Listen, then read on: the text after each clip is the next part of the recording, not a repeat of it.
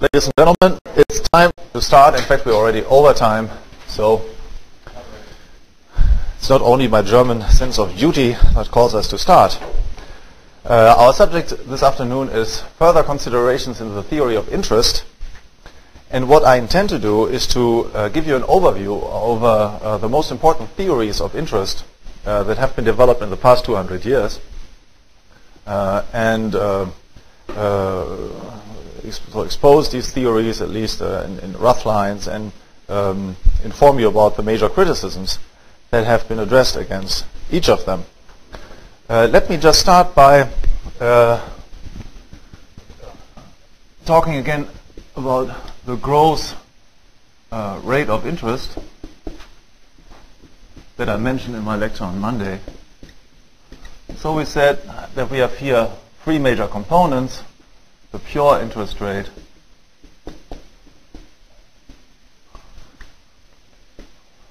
the price premium, and the risk premium.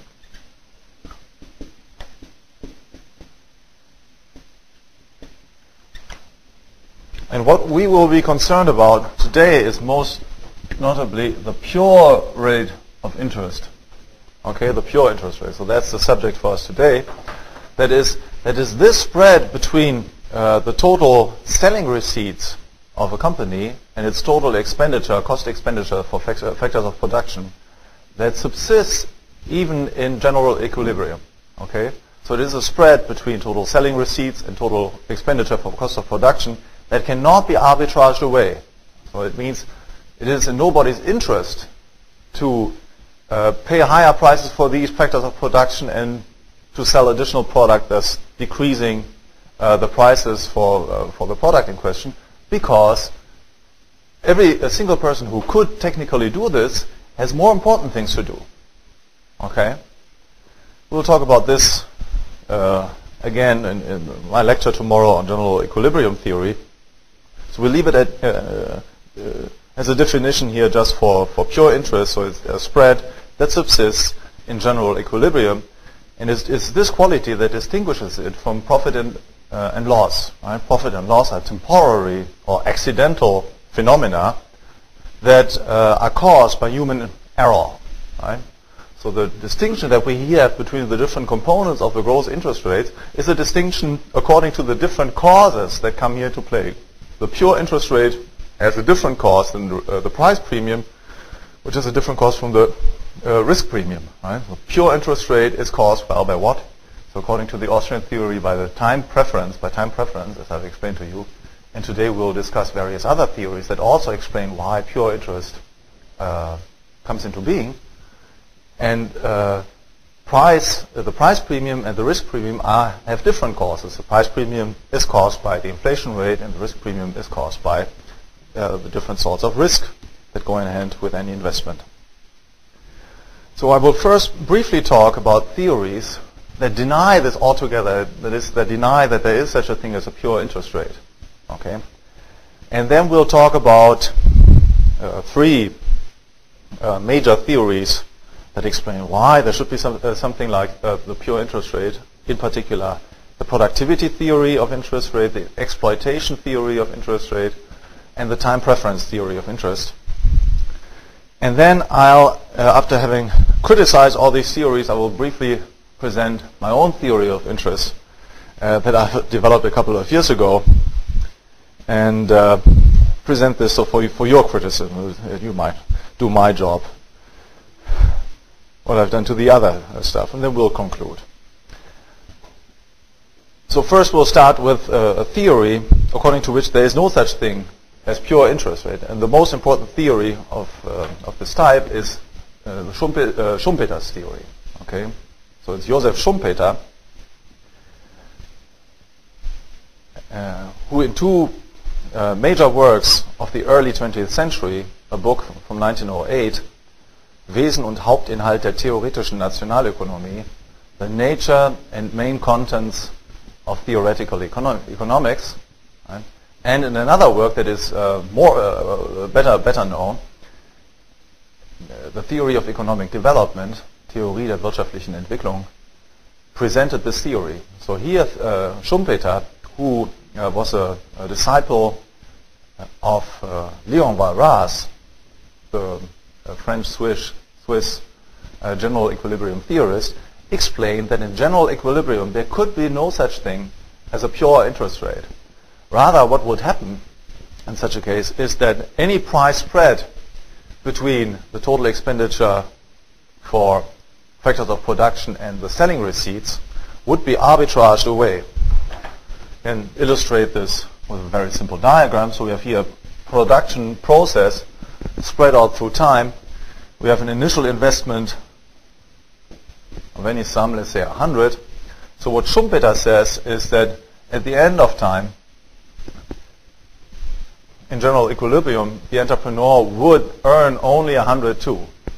Possibly the price premium and the risk premium would come into play. Right? So he might be compensated for a price premium and risk and the risk of his investment.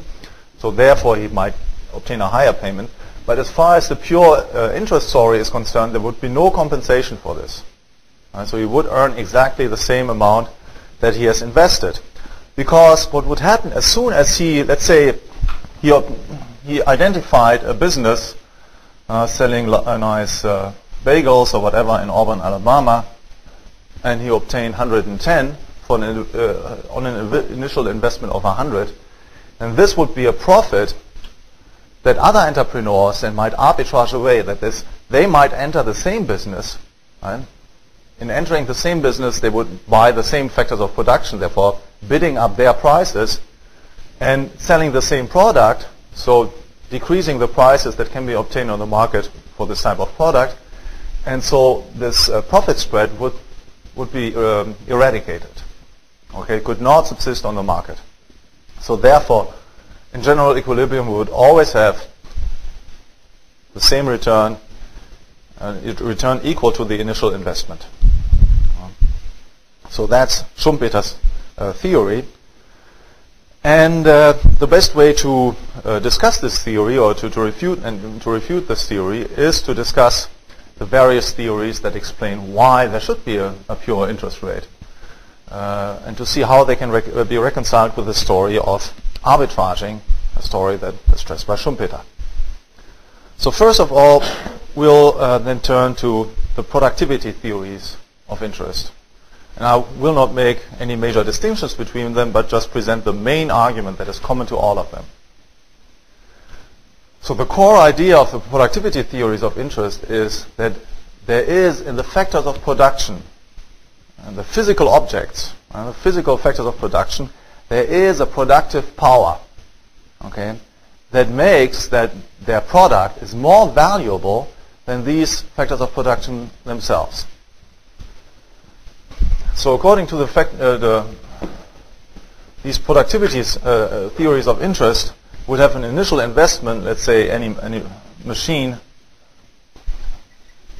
X would be bought with 100 ounces of gold, and because there is a productive power inherent in the machine, it yields a certain product, we would at the end have a product worth 110 ounces of gold.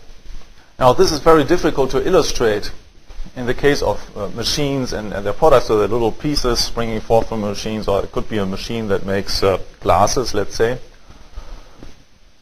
There's a glass making machine, and here there are glasses at the end.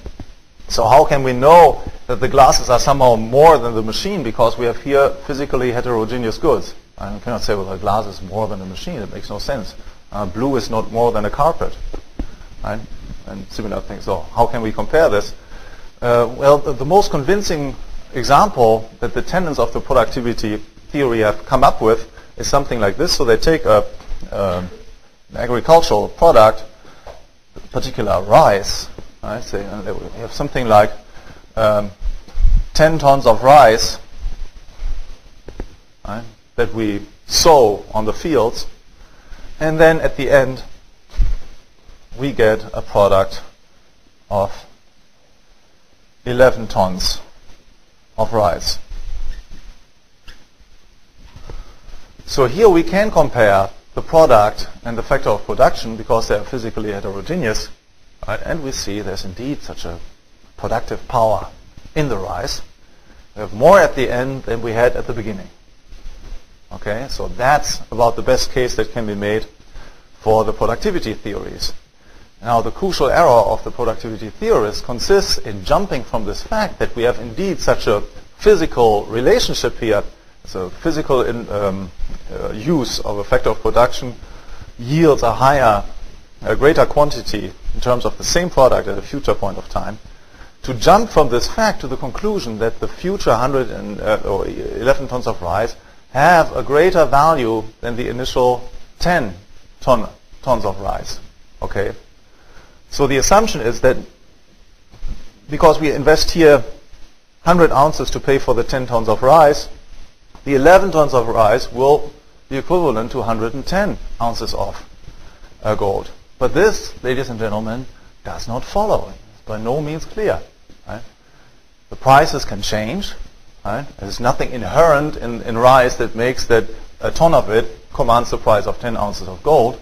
So prices can change, and they can change most notably under the impact of arbitrage, that is, of entrepreneurial action. So Schumpeter's critique could apply just as well in this case.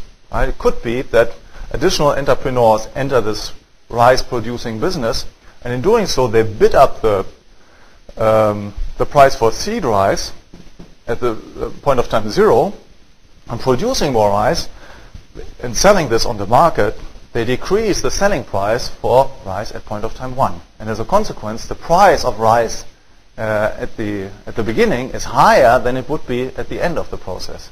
And so any price spread between the factors of production and the product would be eradicated. Right? So again, it would be reverting to a price, let's say, of 100 ounces of gold for these 11 tons of rice.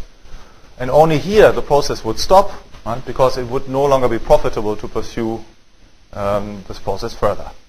Okay. So that is the main critique addressed against the productivity theories of interest, and it is a very devastating critique. By the way, it has been first formulated by a famous interest theorist that you all know, is Eugen von Boehm-bawerk. Right? So Boehm-bawerk, before he presented his own theory of interest, went through all presently existing theories of interest and criticized them. Right? So his magnum opus, Capital and Interest, which is on sale, by the way, here at the Mises Institute, has originally been published in 2 volumes. The first volume has been published in 1884, and it contains Boehm-bawerk's discussion and critique of all previously developed theories of interest, and this established his reputation as a great scholar, master of his field. And then 5 years later, he presented in the second volume with the title The Pure Theory of Capital, his own theory of interest. And that's a theory that we will discuss a little bit later. So before we come to Boehm-bawerk's theory, we will talk a little bit about the exploitation theory of interest. The exploitation theory of interest has resulted from the endeavors of, how shall we put it, left-wing economists in the 19th century. The most important exponent was Karl Marx. The core idea of this theory is that the value of all products results from human labor, and exclusively from human labor. So that the only way to make a profit, that is to realize a spread between the total selling proceeds resulting from the sale of a product and the factor, what you pay for the factors of production, is not to pay the workers the total value of their product. Okay? So the idea would be here that you have an initial investment of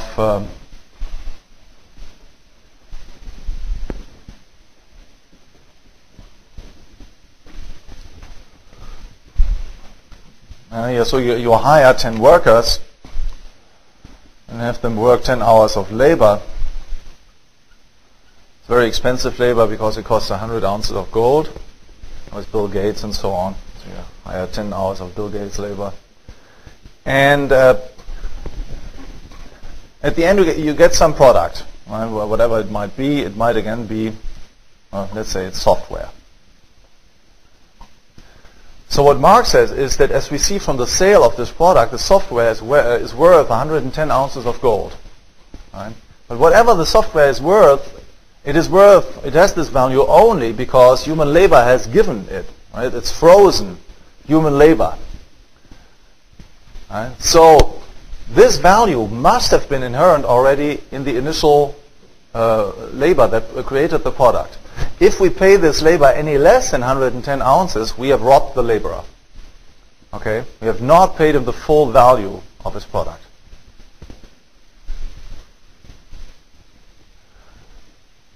So what's the main criticism of this labor theory of value?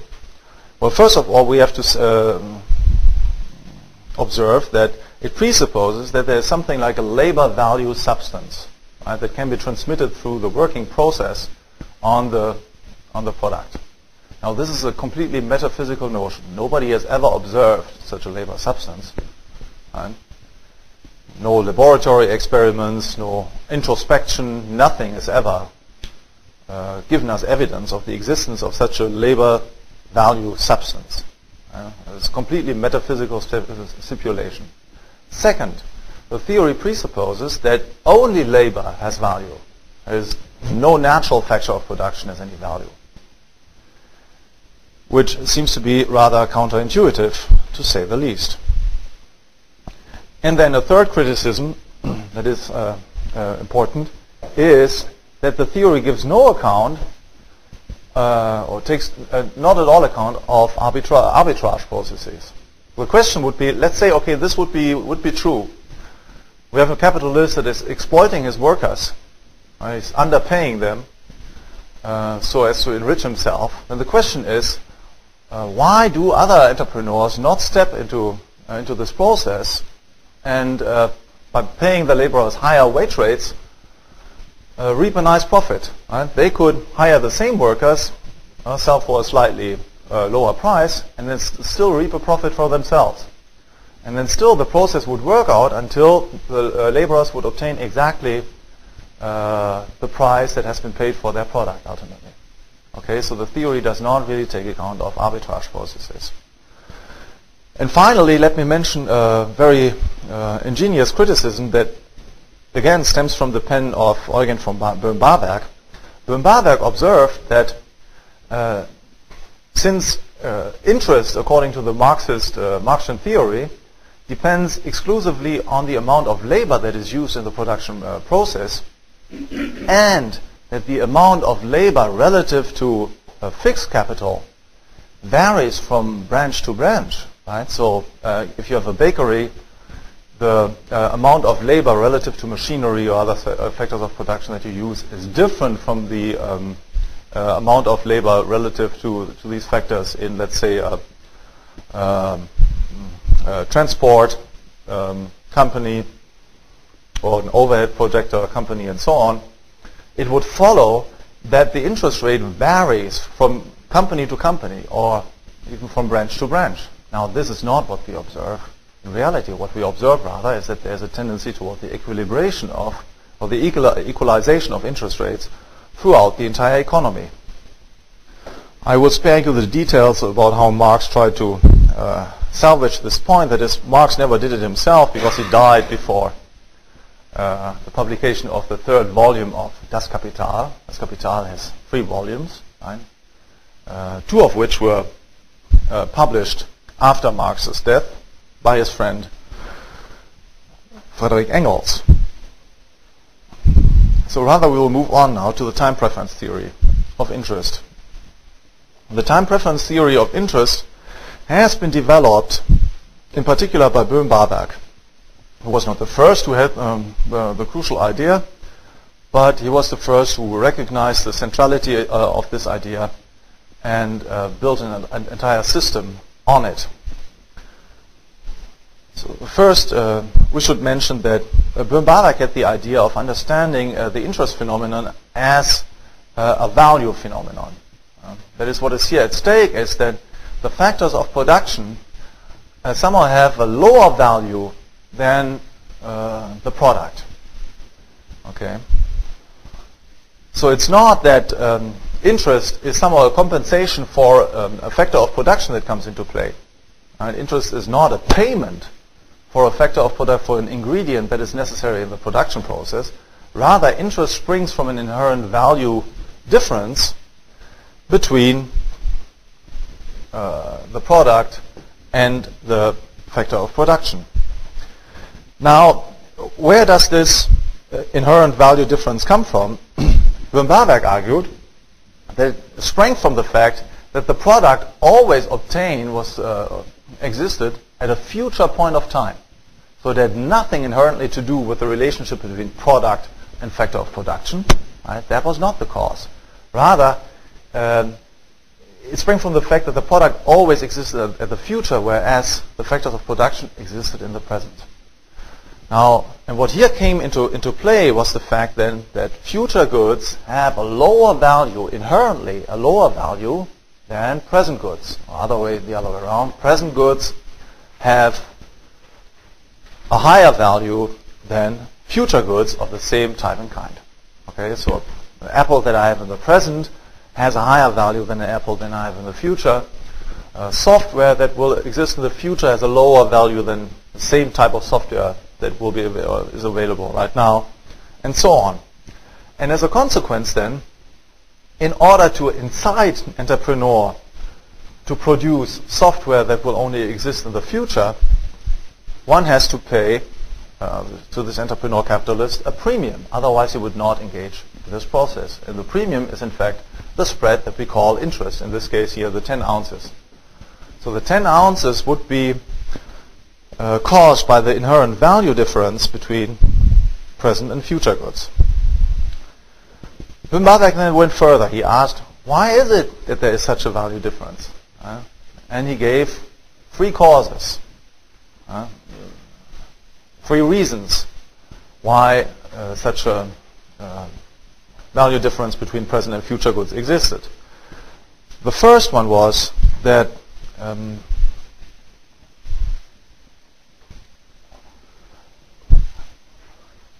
our future needs tend to be better satisfied than our present needs.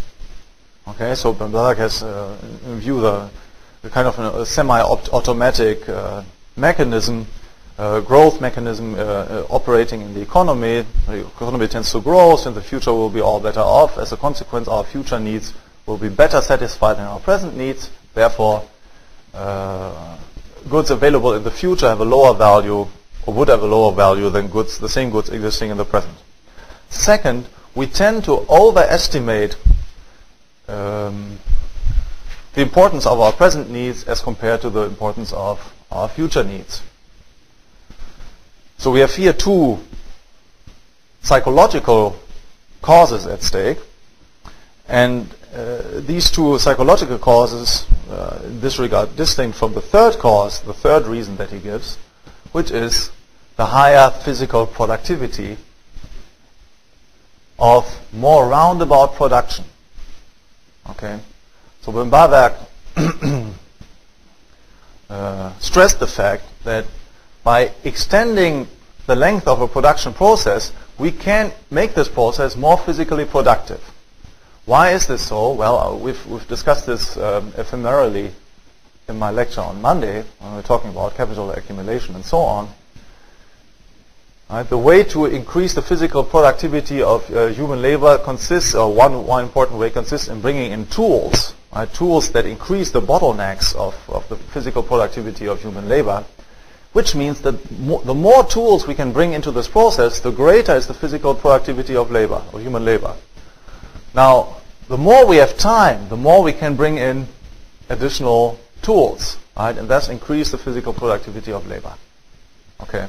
And this, Boehm-bawerk argued, is one other cause, or third reason for the fact that there is a value difference between future and present goods.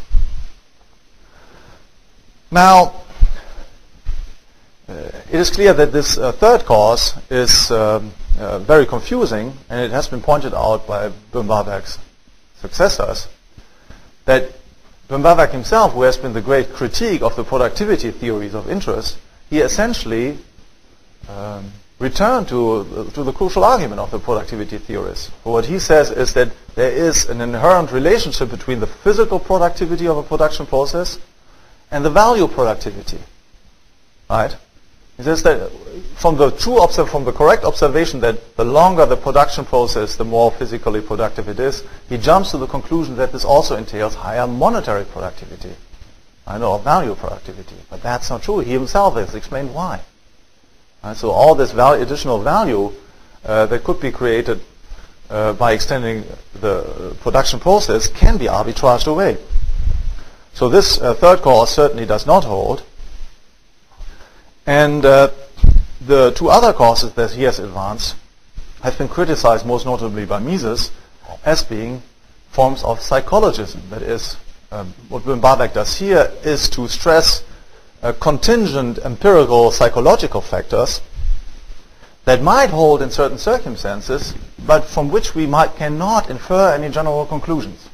Okay, it might be true that in certain cases we underestimate the importance of present goods, future goods as compared to present goods, or that in some situations we are better endowed with future goods as compared to present goods. This might be true, but in other situations it might not. Therefore, how can we generalize?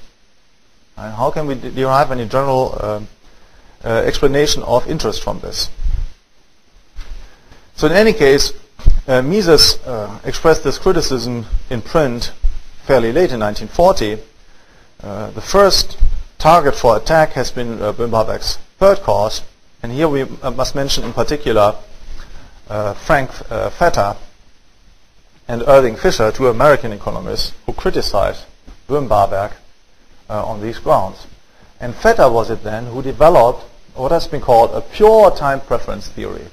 Why a pure time preference theory? Well, because he didn't use boehm-bawerk's third reason. Okay? So he just said, okay, we have an inherent value difference between present and future goods of the same kind. And that is the reason why there exists a spread between the total selling proceeds and the total expenditure for factors of production, even in general equilibrium.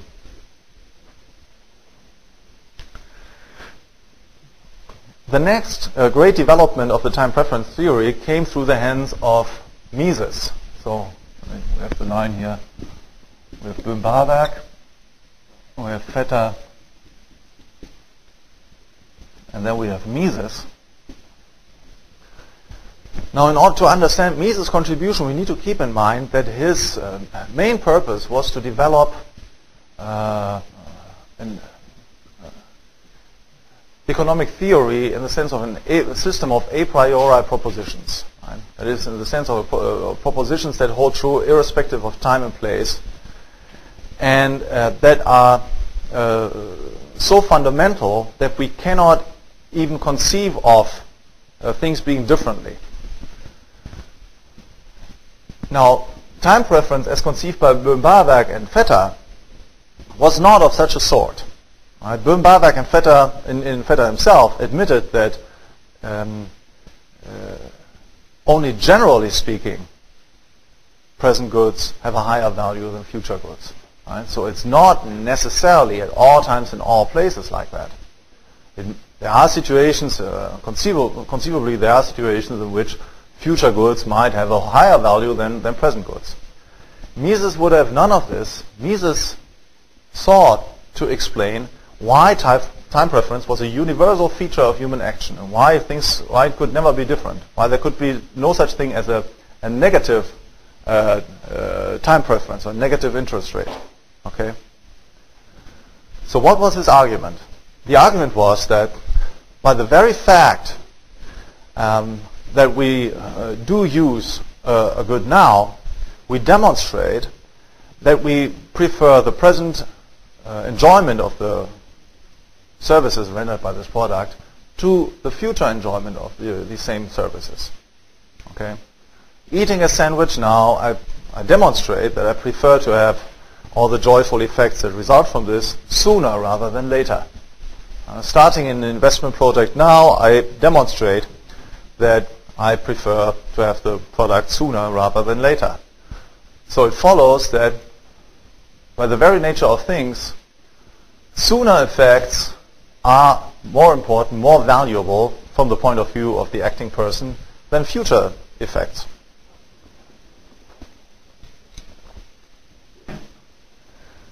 So what's fishy about Mises' theory? The fundamental problem in Mises' theory is that although he has identified indeed a universal feature of human action, he cannot explain market spreads, market interest rates as established on the market.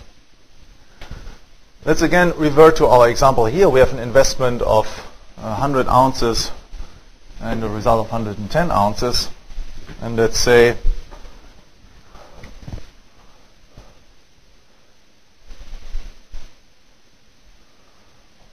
again we have a machine. We buy machine X again and we get our glasses. Glass making machine. Then applying Mises' insight, we could argue that the very fact that our entrepreneur buys the machine for the price of 100 ounces proves that he prefers to have the services of the machine sooner rather than later. That's true. And the very fact that he sells the glasses later on for 110 ounces of gold proves that he prefers to have these 110 ounces sooner rather than later. Okay, so that's fine. But that does not explain why there should ever be a spread between the money he receives on the sale of the glasses and the money he has to spend on the machine. Right? We can change the figures here without changing anything to the story.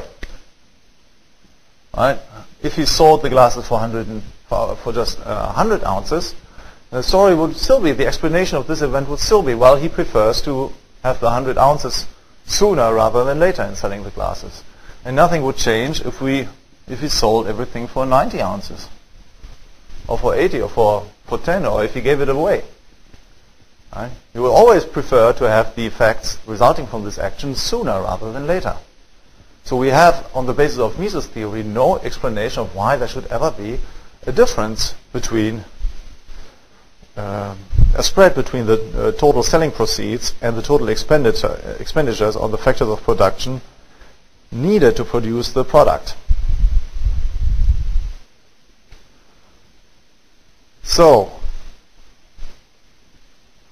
what does this leave us with? Well, it leaves us with a situation that is unsatisfactory. From boehm-bawerk and Vetter, we have theories that are more moderate, right, but which seem to be difficult to universalize. Right? So the reasons that they have been given seem to be either assertions, right? There is a value difference between a future good and a present good, and all the reasons that they've been given for this seem to be rather contingent, certainly not generalizable. And the theory that Mises has given us is correct as far as it goes, but it does not go very far. Right? It does not explain interest.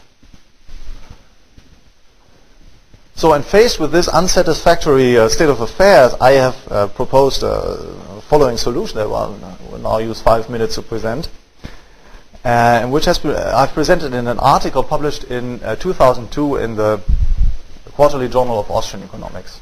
So for those of you who have the patience to read, go there. And what I've stressed here is so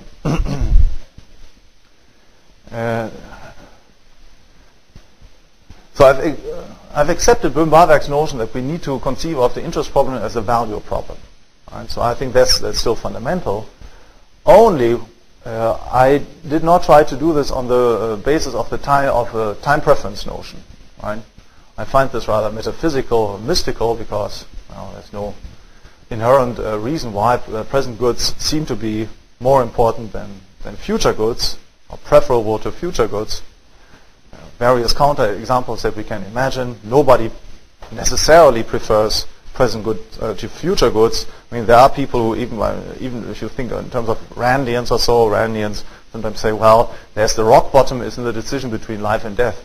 Well, but that's also not always the case, right? There are many people, as we know nowadays, dying for more or less noble causes. Well, they think they are noble causes. They are martyrs, right? And other people. So life itself does not seem to be an ultimate value, even from the point of view of the acting human beings, right? For many acting human beings, a good life, or the life lived correctly, is more important than life itself. Right? Some people rather prefer to die rather than to commit a sin, for example. They're called saints. They are rare, I can only say. Well, but still they exist, so that's one counter-example refutes a theory. So, how then can we establish any originary value spread that could give us a hint to why there might be something like interest existing on the market? And here I have argued that there is an originary value spread between means and ends. Okay? So in any human action we use means to obtain ends. Right? I'm talking to you in order to convince you of something. An action is goal-oriented. And you are sitting here in order to learn something, or just to spend time or whatever. Right? And so there's no action conceivable that does not involve the pursuit of an end. Now the important thing is that ends have a higher value than the means. Right? The only reason why we use the means is to attain the end. That is, if we could have the end directly, we would not need the means. Right? We would always prefer to have the end directly rather than the means. So as a consequence, then the means is necessarily less valuable than the end. So we have here an original value spread between means and ends. Now this value spread does not necessarily manifest itself let's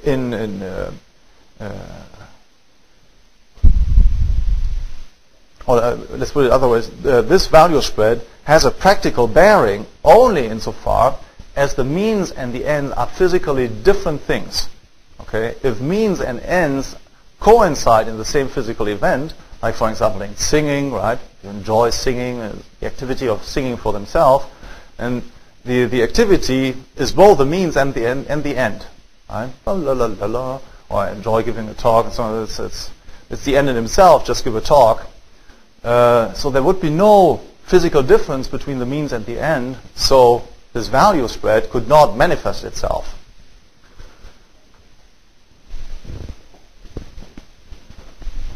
And as a consequence, and we have a first distinction,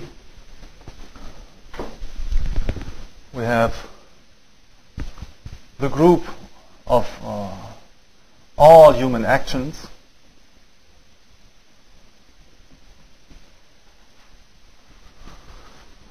totality of all human actions,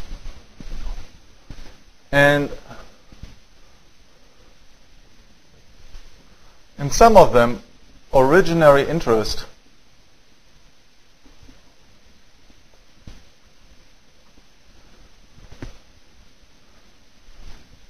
is manifest.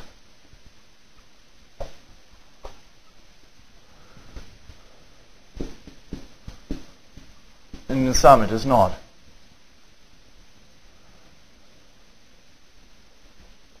So we have here singing, dancing, all the various things that we just enjoy for themselves. But in some actions, means and ends do not coincide in the same event. And here, originary interest can potentially manifest itself and thus can lead us to an explanation of market interest rates. So what are the further conditions that must be given for market interest rates to exist? We need to make the distinction between those human actions in which the person under consideration pursues a monetary purpose and those actions in which this is not the case. So in some actions we intend to realize a monetary spread or monetary surplus.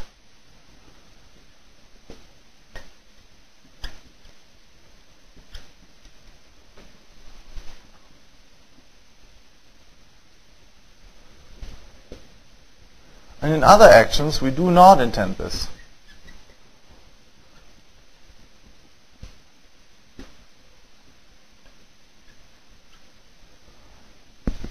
So the typical case here would again be volunteering.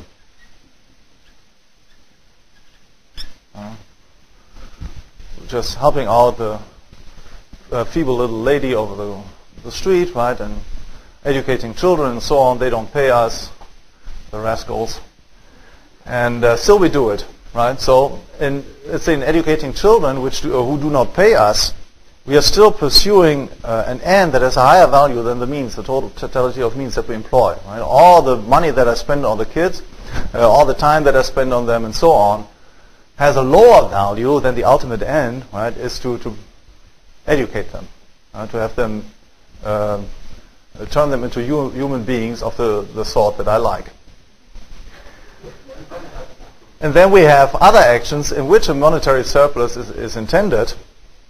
So here, in fact, the end is to obtain the surplus, and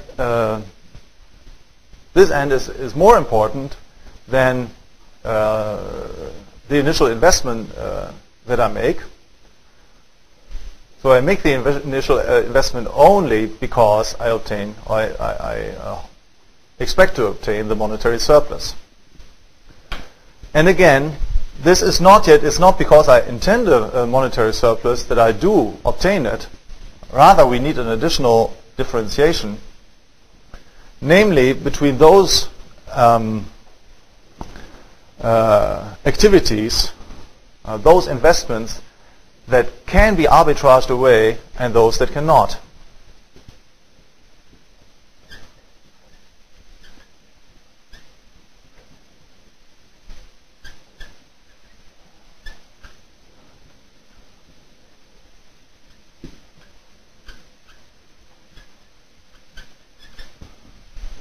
And here we have investments that cannot be arbitraged away.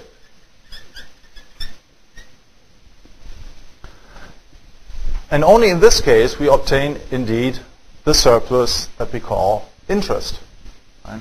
Why should there be some investments that can be arbitraged away? Well, think for example of the fact that, let's say, getting dressed in the morning. Why are there so few companies offering the services of dressing people in the morning? The reason is that it's very easy to arbitrage this away, namely by doing it yourself.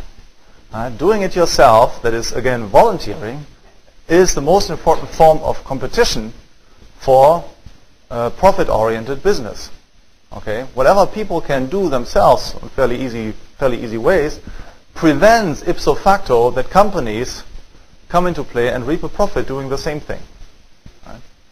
So even if I set up my company, get dressed well and whatever, and wake up in the morning and put on your shirt and I offer these services, well, I will not make any money on this because people will never solicit my services. Okay, so only those companies that offer services on terms that are better than I could do it myself, right, and better than anybody else could do it, they reap a spread, that is, they reap a monetary surplus over investment. Now, why should it be that nobody steps into place and arbitrages any such surplus away? Well, there's no a priori reason why this would necessarily be the case, but empirically, so it can only be determined empirically.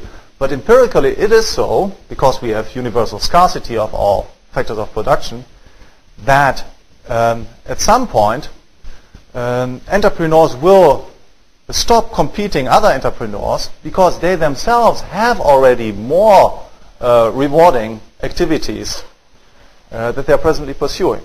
Okay, let's say I'm running a pizza business, I have a pizzeria, and I make 10% on my investment, And so there's this other guy that opens a new whatever a shoe shop, and he makes 12%.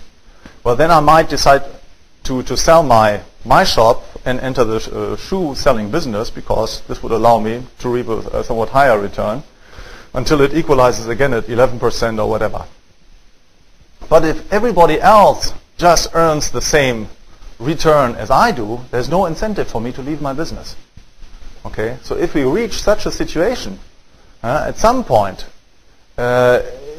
because the number of people are limited, the number of resources that can be employed in any venture is limited, it will at some point not be possible to invest additional resources to compete an existing entrepreneur without at the same time renouncing to a higher return that I already make on investing these resources. Okay? So, and in such cases, in which, for reasons of competition emanating from volunteers, but also for the reason that the available resources are already invested in projects that yield at least the same return, it will not be possible to arbitrage away the surplus obtained on certain projects. And that is indeed the monetary interest that we observe on the market. And that would subsist in general equilibrium. Right? Again, general equilibrium is a situation in which it is not possible for any market participants to improve his revenue by modifying his activities. He cannot improve his revenue by doing something else than what he would have done anyway. And in such a situation is absolutely, it can absolutely be the case that we have monetary surplus on investment. And we do realize this monetary surplus on investments where it cannot be arbitraged away. So that is, in very brief terms, the way I think a coherent account can be given of pure interest, the pure interest component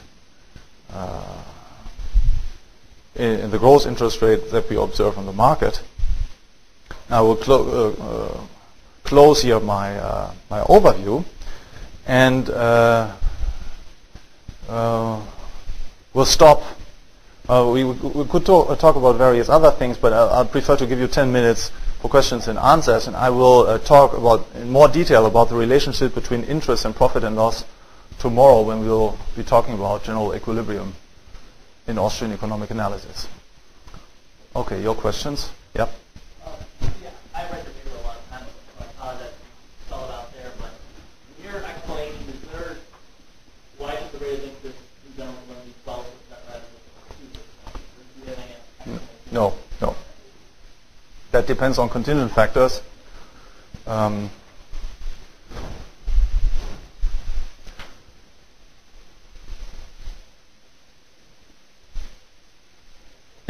mean, what I did not here was to discuss the relationship between this theory of interest and time preference theory of interest, right? Or the relationship between time and the height of the interest rate. Yeah. So I don't think there's any a priori relationship between this, right? You can have time preference. Time preference in the sense of Mises can be fairly high. Still, interest rates can be low, and the other way around. So that's what I believe.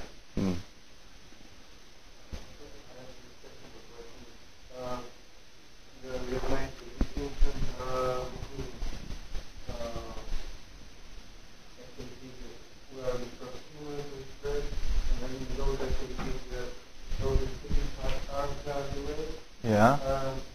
My question is, what we are pursuing was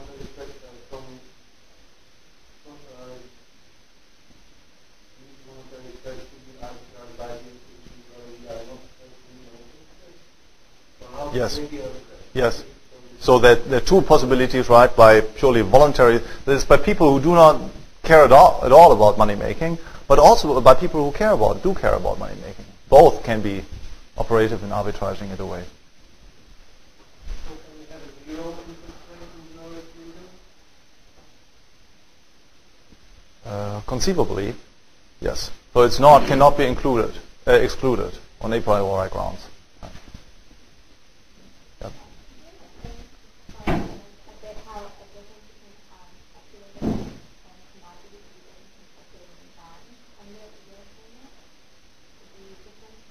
No, this would both fall under it.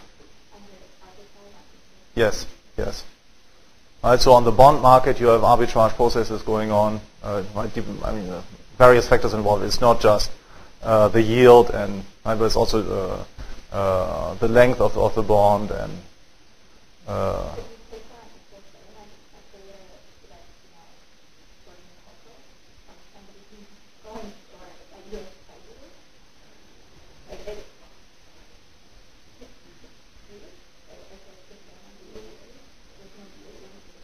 Well, sure, there's product differentiation, right?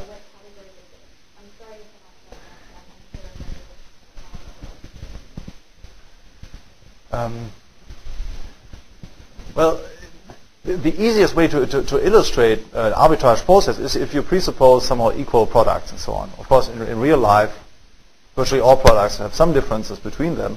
So you somehow take these additional factors into account. And once you've taken this into account, there's still, not in all cases, but in many cases, you can compare them objectively. For example, you can take account of different risk premia that would go in hand with different investments. Once you've taken account of this, you can again compare them on the mere base of the yield. Right? But even if this is not the case, then for each individual, as a consumer, he has a value scale of the different ways he could spend his money, and that's of course the objective foundation for the profitability of the businesses that produce these products. Any entrepreneur is confronted with the objective reality that consumers will spend their money in one way or another. So there's a speculative element here involved. And even though ex ante we are not always able to evaluate this quantitatively, ex post, after the production process has been completed, after the bond has expired and so on, ex post it's always possible to determine which course of action has been more favorable than another course of action. Okay, and so arbitrage in this sense, for ex ante, of course, it's very difficult to say this empirically. Ex post, it's much easier. It's not crystal clear, but it's much easier to do this ex post. Yeah. Before we had the list of the three components of the state growth interest rate, you said you were tracking what the pure period interest is. This is all aimed at? We were discussing pure. We were discussing it, but Yeah. this is not pure, right? This is just, because to me this proves maybe the existence of this spread, but not necessarily distinguishes between risk premium or like some sort of general just existence of interest rate. Like, Oh yes. whether a pure interest No. rate exists, it Yeah. seems like that would have to like reduce to some number maybe, and that the difference comes from the risk premium, or is that not true? No. So what I've explained here is why there should be something like a pure interest rate. Okay. On top It of doesn't have to be equal across industries. exactly. So what you have on the free market then is a selection process going on, right, between different entrepreneurs having different forms of originary interest rate. There might be entrepreneurs willing to engage in a certain business if they can reap 2% on the activity, and others will engage in it only if they have 15%. Right? Why do we have so many Korean companies in the US? Well, because these guys are willing to work at fairly low spreads. Right? So they're fairly low originary interest rates. Many Americans start working only if they can at least reap 20 or 25% on investment.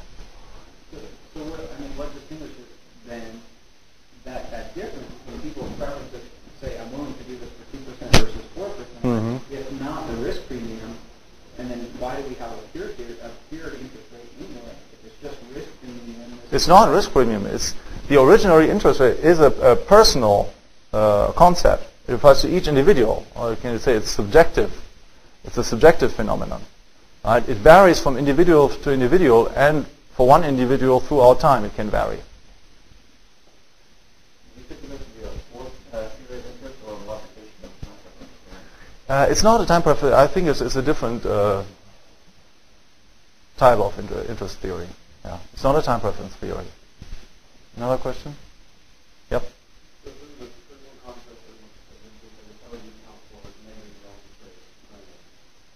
Oh, you mean like? I mean, where would you say? Do you mean real negative in real terms negative interest rates? Yeah, that's a good question.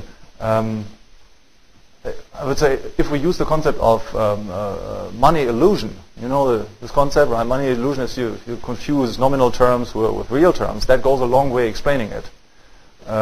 Depends on the kind of statistical deflator that you use, and whether you think that you are still in the positive range of real interest rate or in the negative. Now, our statistics have been manipulated for a couple of years already. That is, of course, our authorities tell us that there's no manipulation going on, but just more sophisticated methods being applied and so on. Now, let's say they are right, so that they are in fact more objective now, then still you are right according to some statistics. We end up in the negative range. Yeah, but then, I mean, the only explanation left would be money illusion. Right? People do have the objective possibility of just keeping their money and investing it elsewhere, or just sticking to their money, and that's, by the way, what more and more people are doing. And that's the great concern of the monetary authorities, that too many people are hoarding, and they're not spending their money, they are hoarding it. Terrible, terrible. Yeah.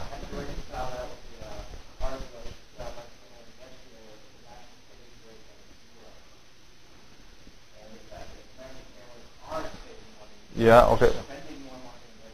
Yes, yeah, that might be true. Yeah, so where's the problem?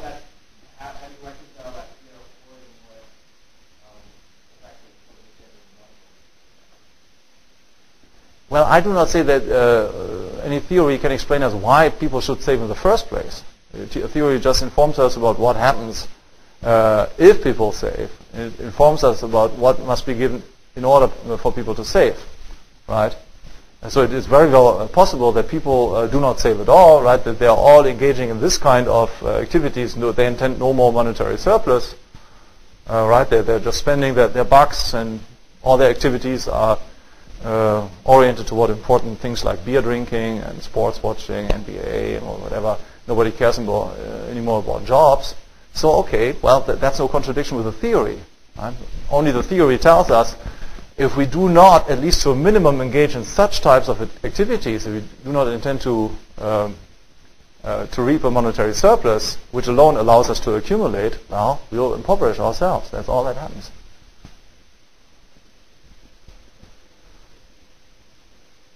Any more questions? Okay, thank you.